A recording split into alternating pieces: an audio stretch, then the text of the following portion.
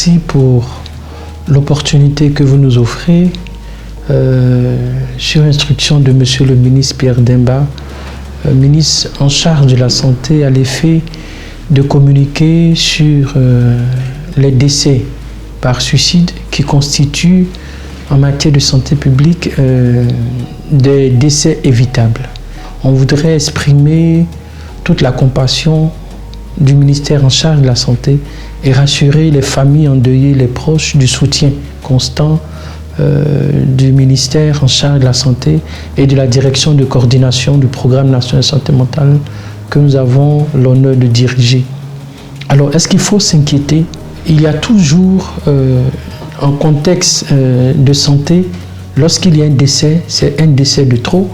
Il ne faut pas s'alarmer parce que c'est vrai qu'il y a une situation de crise qui inquiète tout le monde, qui fait survenir des sentiments d'insécurité, de peur généralisée. Et nous sommes justement là pour communiquer, pour rassurer la population que des actions, des mesures urgentes sont menées et continuent d'être menées pour freiner ce malheureux événement, pour réduire au maximum toutes les situations de décès par suicide. Il s'agit déjà de communiquer, de donner des bonnes informations aux populations, de mettre des moyens de prévention, engager les communautés parce que la souffrance psychologique naît dans la communauté. La souffrance psychologique naît dans les familles et ce sont des personnes qui peuvent être des travailleurs ou en milieu rural ou en milieu périurbain qui sont confrontés à des grandes souffrances psychologiques. Le premier moyen de prévention, c'est de pouvoir informer que la souffrance psychologique n'est pas une affaire de blanc. C'est une affaire de santé, c'est une affaire de mal-être et qu'il ne faut pas banaliser. Et lorsque vous avez un proche qui a son comportement qui a changé, dans sa manière de faire, vous savez qu'il y a quelque chose qui a changé et qui commence à avoir des idées noires, qu'on appelle des idées suicidaires, il faut aller dans le centre de santé le plus proche. Il ne faut pas banaliser, il ne faut pas négliger, il faut consulter, il faut alerter, il faut aller dans le centre de santé le plus proche ou appeler le numéro vert du ministère de la Santé, c'est le 143, parce que des mesures ont été mises en place depuis longtemps pour pouvoir prendre en charge les problèmes de santé mentale, de détresse psychologique et tout ce qui est souffrance psychologique qui peuvent conduire au suicide. La question du suicide pose la question fondamentale de l'existence d'une souffrance psychologique. Les personnes sont en grande détresse psychologique et on peut énumérer au moins 3 raisons, 3 facteurs de risque qui peuvent expliquer cela. Il y a des facteurs qui sont liés à l'individu. La personne vit une situation de grande fragilité psychologique.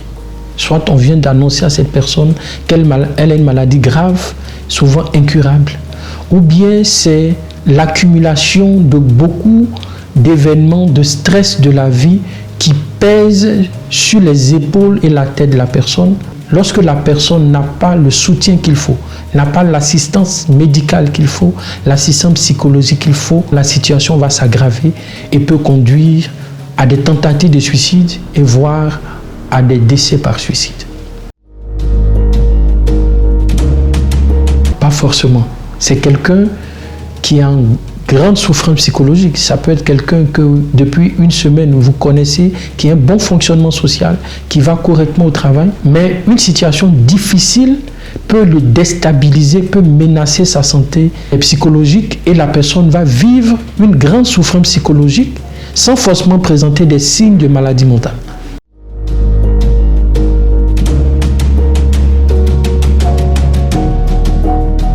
Depuis plusieurs années, au niveau du ministère en charge de la santé, sous l'impulsion de Monsieur le ministre Pierre Demba, il y a des actions vigoureuses qui ont été mises en place. Parmi ces actions, il y a le renforcement de l'accès aux services de santé mentale qui n'est plus centralisé au niveau des hôpitaux psychiatriques. De plus en plus, on renforce les capacités des différentes régions sanitaires dans les villages, dans les villes, pour que partout en Côte d'Ivoire, on ait accès aux services de santé mentale de base.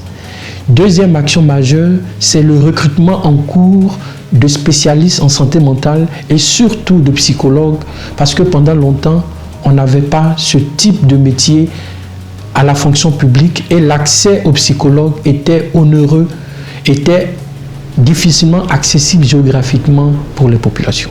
Troisième élément, c'est la sensibilisation. Et nous profitons également de cette opportunité pour sensibiliser, pour éduquer les populations, pour leur dire que les problèmes de santé mentale sont aussi des problèmes de santé. Ce n'est pas des problèmes de sorcellerie, ce n'est pas des problèmes mystiques, ce sont des problèmes de santé comme quelqu'un qui fait un diabète, comme quelqu'un qui fait un paludisme. Allez dans le centre de santé le plus proche, les solutions existent. Les proches doivent encourager, les proches doivent orienter, les proches ne doivent pas banaliser, ne doivent pas culpabiliser quelqu'un qui est en détresse psychologique. Alors, en termes d'état des lieux de la santé mentale, il faut savoir qu'il y a tout ce qui relève de la promotion de la santé mentale. Il y a des actions qui sont menées pour éduquer la population sur ce que c'est que la santé mentale, parce que très souvent, lorsqu'on ne sait pas ce que c'est que la santé mentale, on a du mal nous-mêmes à prendre soin de notre santé mentale. Deuxième action majeure, ce sont des actions de prévention. Prévenir justement les situations de suicide. Les violences basées sur les gens peuvent conduire à des situations de grande souffrance psychologique et faire que la personne peut passer à l'acte. Quatrième élément, c'est l'état des lieux en matière de prise en charge des problèmes de santé mentale.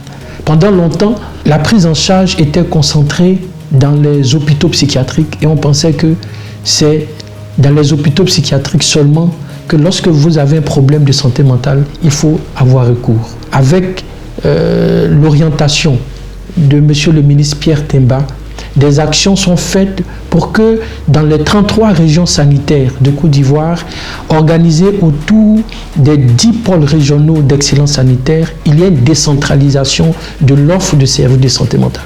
Aujourd'hui, on a un accroissement de l'utilisation de services de santé mentale d'autour de 20% pour les populations. Les efforts sont en train d'être faits en matière d'amélioration de la prise en charge.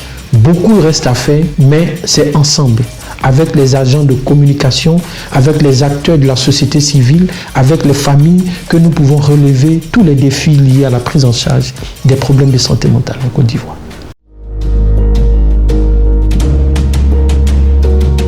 On était tous habitués à prendre soin de notre santé physique. Lorsqu'on a mal à la tête, on sait que notre corps ne se porte pas bien. Donc on a un réflexe naturel d'aller dans le centre de santé le plus proche. De la même manière qu'il existe des signes de mal-être liés à des problèmes de santé physique, il existe également des signes de mal-être en lien avec des problèmes de santé mentale. 4 éléments clés. Il y a des signes en rapport avec la pensée. Souvent, ce sont des personnes qui sont découragées, qui ont des idées, ils ne sont pas bien concentrés, ou bien ils ont des idées qui sont perturbées et ils peuvent penser à la mort. Deuxième, c'est en lien avec nos émotions. La manière dont on vit les choses, on ressent les choses. Ça peut être quelqu'un qui, depuis plusieurs semaines, est triste sans avoir le contrôle, la capacité de pouvoir contrôler ses émotions. Troisième élément de signe, c'est en rapport avec le corps. Soit c'est quelqu'un qui ne dort pas bien, ou encore c'est un peu quelqu'un qui peut manger beaucoup. Quatrième élément qu'on voit, c'est le comportement. C'est quelqu'un qui est agressif ou qui consomme des substances. Il y a plusieurs types de problèmes de santé mentale. Il y a des problèmes de santé mentale qui sont moins graves, qui sont de courte durée. Et on met la personne sous traitement, il bénéficie d'une prise en charge, il reprend sa vie normalement, comme par exemple dans le paludisme. Ou bien, on a une autre série de problèmes de santé mentale où les problèmes de santé mentale sont plus graves, vont durer dans le temps et ce sont des maladies chroniques. Un peu comme le diabète, un peu comme l'hypertension. Et donc, dans ces cas de figure, ce n'est pas la guérison qui est recherchée, c'est essentiellement améliorer la qualité de vie, éviter des rechutes, éviter des complications et faire de telle sorte que la personne reprenne une vie sociale satisfaisante. Et lorsqu'on est face à ces situations, le premier recours, c'est le centre de santé. Aller dans le centre de santé le plus proche pour éliminer déjà les problèmes de santé physique et orienter les personnes en donnant des premiers soins avant l'orientation vers les spécialistes. Souvent, on met en place du traitement, des médicaments, on fait la prise en charge psychologique avec le soutien de la famille. On a des raisons de croire et beaucoup de malades bien traités, bien soignés, reprennent la vie, sont autonomes, reprennent les activités, peuvent construire et participer au développement du pays.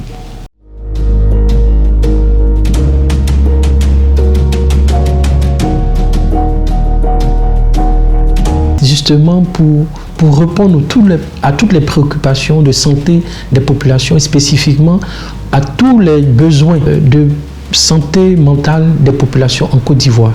Et on reconnaît qu'effectivement, il y a une saturation du numéro vert qui montre, c'est un indicateur qui montre que de plus en plus, les populations sont sensibilisées, on recourt spontanément au service de santé mentale et donc des efforts sont en train d'être faits pour que cette ligne soit désengorgée de telle sorte que rapidement les populations aient accès aux services de santé mentale partout en Côte d'Ivoire et que les réponses soient adaptées, accessibles et efficaces.